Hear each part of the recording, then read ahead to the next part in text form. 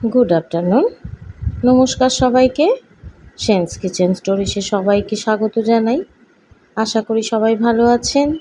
দুপুর হয়ে গিয়েছে, সবাইয়ের আশা করি লাঞ্চও হয়ে গিয়েছে। চলুন আমি শেয়ার করে নিই আজকে আমার লাঞ্চ।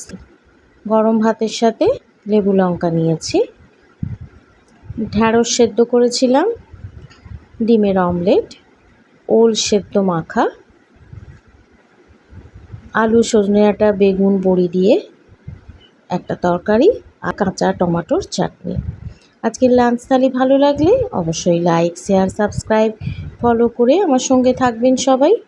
সবাই খুব ভালো থাকুন, সুস্থ থাকুন, আনন্দে থাকুন, দিনগুলো সবার খুব ভালোভাবে কাটুক। ধন্যবাদ। আজ এটুকুই, আসি তাহলে।